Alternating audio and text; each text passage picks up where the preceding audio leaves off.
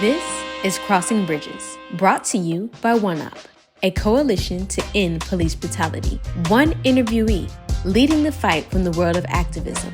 One interviewer joining the fight from the advertising and entertainment industry. Bridge the gap to discuss one topic for one cause.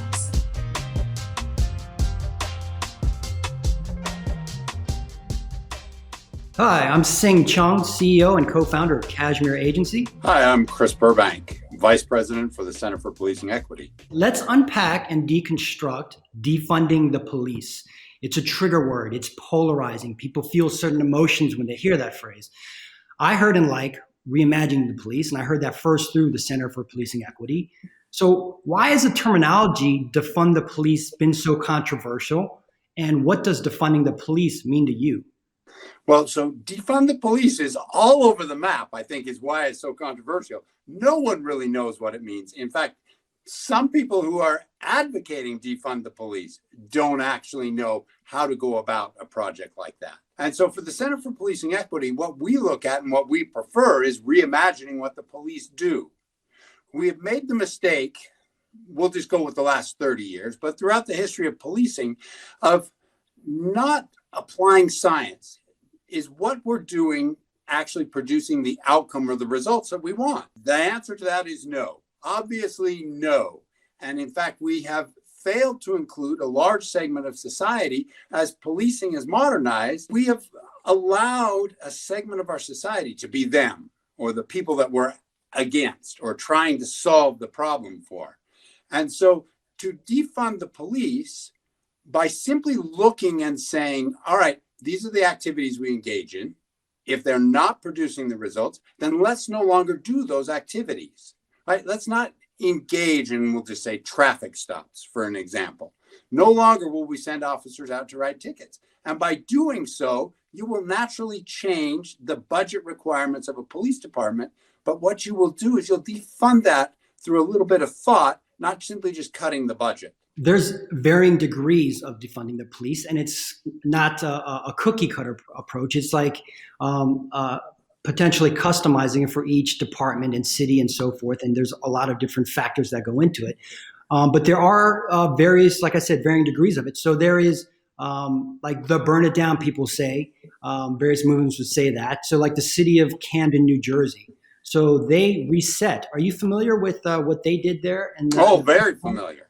Okay. Absolutely. They, in essence, reset what they did, but in doing so, they still engage in some of the same activities that they did before. They just changed how they go about it. I think where we've gotten to now with following Minneapolis and Floyd and the events that have taken place over the last 6-7 months, I think we're to the point that we really need to say, is policing doing the things that we want it to do? Right? And that runs all the way, like I say, from writing tickets to serving warrants to conducting searches of individuals on the street, who we arrest, why we're arresting them, and why we're sending the police in the first place. Again, we make the mistake of saying, well, if we just train the police officers better, if we just change the dynamic, we still send them on the same thing, but maybe the bad outcome won't happen. And that's just not the case. The bigger question is, why send the police in the first place? Who else can we send in their place that is not an armed individual that creates an environment in which someone may lose their life? So then I've read that in Minneapolis, after defunding and shifting some of the budgets from the police department to other social goods and things like that. But they recently, I think in the beginning of the year, increased the funds due to public outcry and so forth. I know Austin, they reduced their police budgets by 33%. And then you've got the governor saying, spreading misinformation, the state attorney general saying certain things that's not true about the city of Austin. So opponents argue that defunding the police would reduce the funding for training and professional development and the slow response times and increase in crime. What are your thoughts on that, and where's the money going? Policing in this nation makes up about anywhere from 40 to 60% of a municipal budget in any given city. It is a line item budget that you can go right down the list and say, this is how much it costs for X. Right. And that includes police officers, their training, their equipment. It includes, or should include, right, the cost of every activity the police officer engages in. So in some cases, it's as simple as, if you don't want your police officers to drive an armored vehicle into the crowd, don't buy an armored vehicle. Right? And that is as simple as that. And you have just cut $500,000 off your budget, or more in some cases. So there are avenues to do this. But what people who are saying, no, this is the wrong way. We look at this snippet in time. Right? Policing over the last 30 years, the trend line for crime, the trend line for officer-involved shootings, the trend line is relatively flat. Now, that doesn't mean that it's all right, but it doesn't mean that we have these huge increases and decreases, especially over month or year over year. And so people will start to talk, well, crime's gone up, and it's obviously because of this program. Well, no, because crime was at an all-time high in the mid-90s. We had more police officers making more arrests, serving more search warrants, incarcerating more people at the end of the day, and crime was on a huge uptick, especially violent crime. A few years later, as we suffered economic crisis, we had 40,000 fewer police officers on the street 1 year over next, and crime dropped dramatically. It's not about what the police do. It's about all those societal issues. It's about healthcare. It's about access to work. It's about education. This is a holistic problem that we have created by simply heaping everything in the policing realm. Let's start distributing that out. And that's how you defund, because now, I'm going to put money towards social service programs. I'm going to put money towards homelessness issues. I'm going to put money towards drug rehab, as opposed to drug rehab following incarceration or mandated by the court. We're going to create avenues that there is no law enforcement interjection. You're simply going to put people in this or allow them into this to get the support they need. It's much cheaper. This is the other mistake that people, that's so expensive. No, police officers, right? In Salt Lake City, a police officer fully loaded costs the citizens about $100 an hour. And that's relatively cheap policing, right? You look in other parts of the country, especially Austin and some of those that you mentioned, policing is expensive. And it's a sad commentary on society, but we can get social workers at half the price, at extremely discounted rates. Why would we not utilize more of those individuals who are better equipped to deal with people in mental health crisis, in drug and alcohol crisis, than a police officer? Getting the right people for the right applications of social needs and so forth. So that's super interesting. It's like I mentioned before, that it seems like it's politically charged, where there is spreading of misinformation. There's media outlets that's picking that up. And it's become so politically charged. There's a line between left and right politics. How or when does it become a nonpartisan issue? Because again, at the end of the day, it's about human kindness and humankind rights and things like that. So what are your thoughts on that? Well, you're absolutely right. When policing is partisan, it's wrong. It does not work. The notion or idea that policing deals better towards your political preference is as absurd as policing leaning or dealing with race differently or religion differently. Right? That is the problem that is modern policing, is we have allowed it to become this political football that leaves the well-being, the human aspect of policing. That is best, right? This is the best part of policing. You get human beings who are empathetic, who understand and can articulate and want to help society. And you put arbitrary rules on them that you will do this. You'll make arrests for everything. You'll write all kinds of tickets. You'll just go on and on down the line, and you destroy what is best between human relationships. That's where we need to get back to. That's community policing. That's policing at its best, when the interest of a successful outcome is more important than somebody going to jail. Let's talk about the officers. So Derek Chauvin is on trial right now, and George Floyd is front and center. As a former police chief, you got rid of bad apples. But why is it so hard to prosecute these officers, and how can they be held accountable? We look at that moment in time, right? That 30 seconds that we saw, or in this case, 8 minutes that we saw. And we say we want to change that 8 minutes. The question should be, why is the officer there? Why do we have the interaction in the first place, right? Let's change it before it even happens. And in some cases, why do people in this country, and this is no exaggeration, have over 500 arrests in their lifetime? Do we really think if we arrest them 530 times that that'll solve the problem? I mean, this is absurd behavior and actions on the part of the government. So let's start looking back here. Why are we doing what we're doing? But then when we look and we say, why is it so hard to convict police officers? Because the way the rules are set up, right? Use of force in this country lacks a necessary standard, lacks an immediacy standard, and lacks a totality of the circumstance. So all they look at is that 30 seconds. And when you and I are engaged in an altercation, that 30 seconds, right, is a very different perspective than the last hour and a half in which one or both of us were completely unreasonable. And that's where we need to expand. Otherwise, we're going to go through this, right, time and time again. I started my policing career when Rodney King happened in Los Angeles. This is nothing new. Unfortunately, it is the same thing over and over again, and we're expecting a different outcome. I've seen your previous press conferences and interviews, and you're well respected. And how did you gain the trust of the community then? At those moments when I expected my officers to do something different as they engaged with the community than what the norm was, I tried to be there. I was there in the middle when it was Occupy, when it was the Destiny Norton case, when a 6-year-old little girl was kidnapped and killed. The opportunity to say, no, there's a different way to do this. We are not going to put on riot gear. We're not going to stand in the line. We're not going to force this issue in the next hour. Human beings are much more important than money.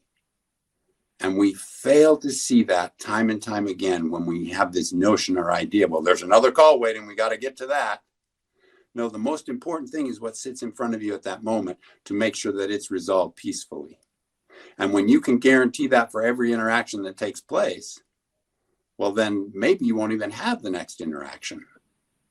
At that time, they didn't really name it as progressive, but that sounds like progressive thinking. And that sounds like you have shared values of what various elements of defunding the police is doing. And it was on your watch as Salt Lake City Police Department that you worked with the Center for Policing Equity. Can you explain that relationship and how you were engaged and what they did for you?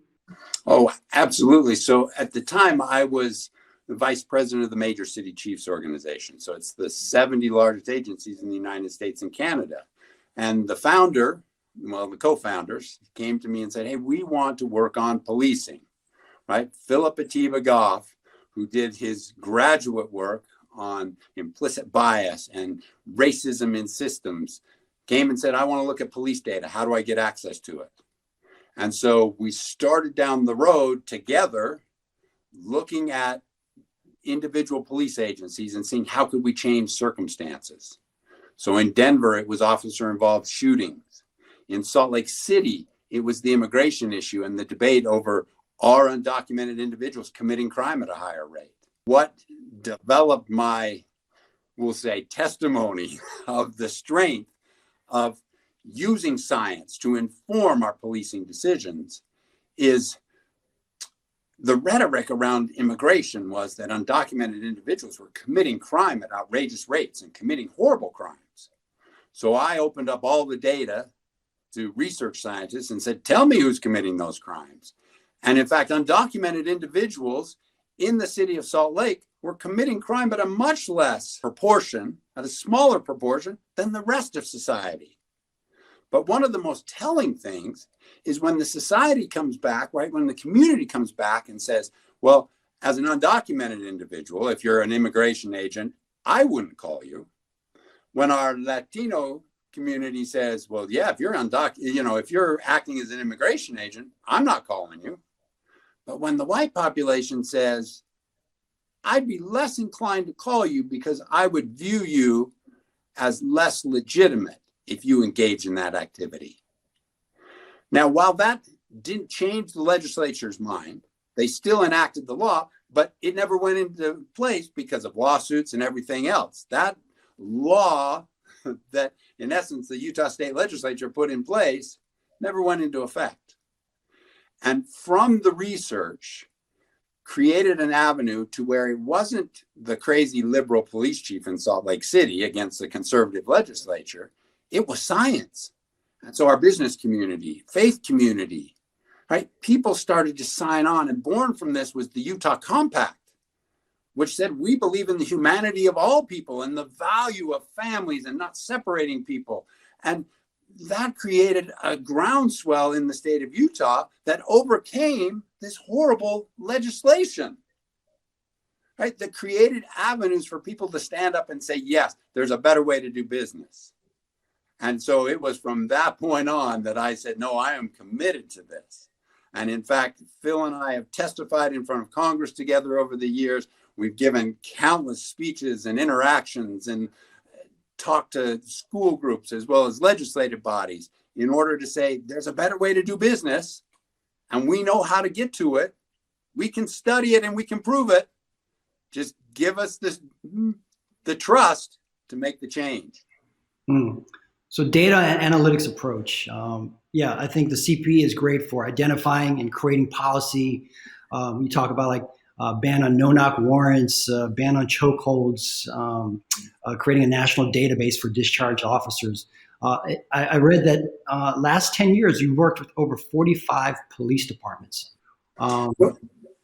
So let me just jump in there. I didn't mean to interrupt you, but yes, 45 that we have really done research and been involved in. We've worked with hundreds of police agencies on one-offs. Let's have a conversation. Let's talk about this one issue that's going on. And so our reach is significant. And what's important is when we look at these cities that we've worked in, when we look at the data and how has it changed things, right? We see a decrease in use of force. We see a decrease in officer injuries. This is an avenue to improve.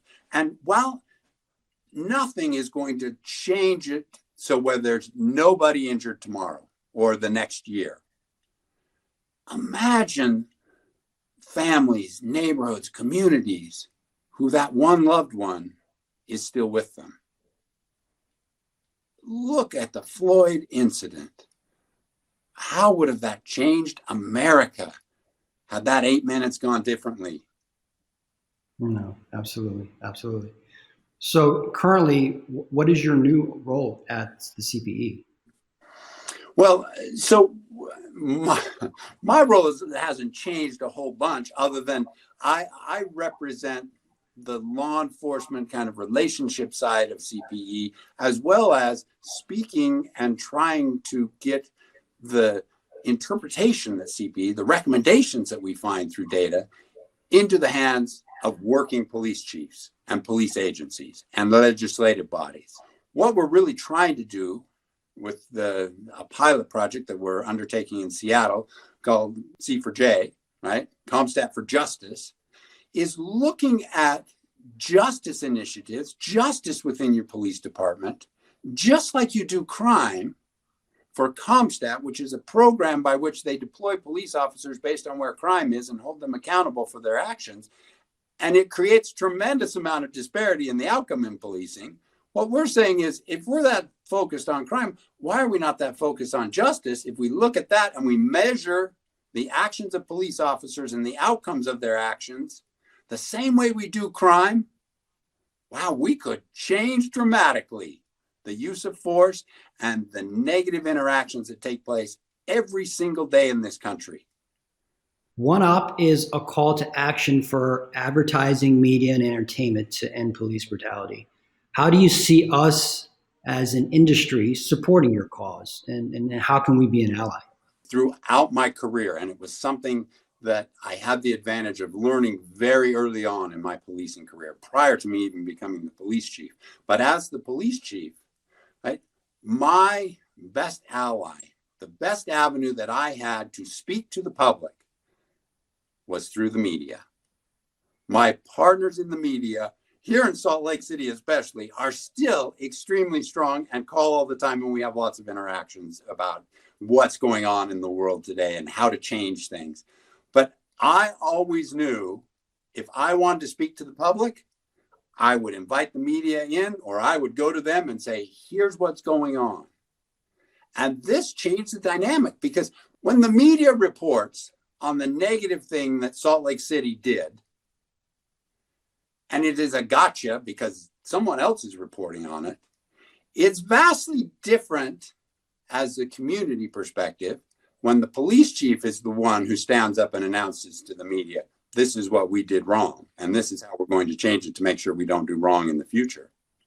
That creates legitimacy and trust. The other does not. And so I'm not blaming the media at all for this. This is the mistake of policing, of not including the media to access the public. You cannot go out and meet all the people, even in a smaller city like Salt Lake City. Imagine New York City or Houston or Miami. There's no chance. I couldn't even talk to each one of my employees within a year, let alone every member of the public. And so the media reaches that immediately, right? And that was my best avenue and my best ally in order to change policing. And it still remains so today. Defunding the police. Is it working? No, not yet. Not yet. We're a little early on in this process. But what my frustration is across the country is we know there are certain things that interject tremendous disparity in the outcome of policing.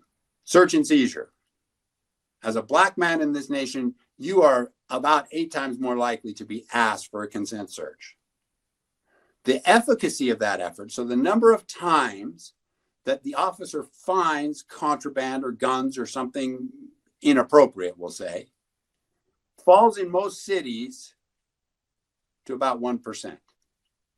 So 1% of the time, this action by police agencies, this infringement upon the Fourth Amendment to the Constitution of the civil rights of the people they're interjecting themselves into, 1% of the time is effective.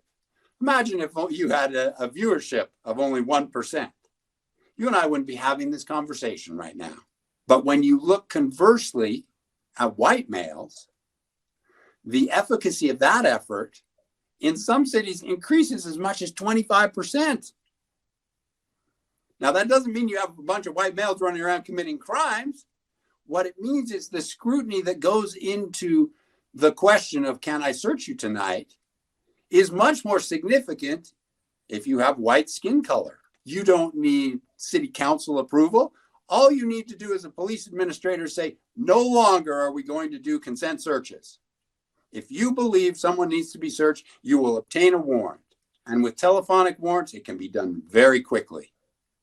This is stop and frisk in New York City. 1%, or less than 1% in New York City, effective. And imagine the millions of people that were impacted by this program negatively. It just blows my mind, the number of Black and brown 20-somethings that were stopped on the street for no reason whatsoever, multiple times. Why do we write traffic tickets?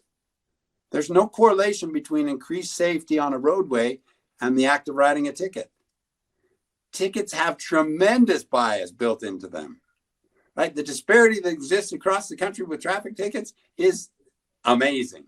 And you ask yourself, how many millions of dollars has been spent on that big roadway in whatever town you live in? It's significant. What's the impact to society, the cost to people? And it's not equitable, right? I get a $150 ticket. I'm a little ticked off, but I pay the ticket and go on. If I'm in an economic situation where I'm deciding, do I pay the rent? Do I get the car service, put gas in it, take the kids to school? All these other things. And then my car may be impounded at a later date. I may even go to jail for failing to pay that ticket. Justice is not equitable in that circumstance. But the most egregious thing in my mind is ask yourself, do people still speed on that roadway? Absolutely not. In fact, the police officers have to hide and allow you to commit the violation, right, the unsafe act, in order to write you a ticket. When we know things like roundabouts, flashing speed signs, changes in the roadway, all these types of things slow traffic down, affect behavior, and guess what? The speed bump in the road doesn't care what race you are. It's always such an incredible learning experience talking to you, Chris. I appreciate your time. Thank you for joining us today. And a big thank you for CPA for being such an active member in our coalition. We hope you enjoyed this interview as much as we did. Stay tuned for the next interview with Crossing Bridges.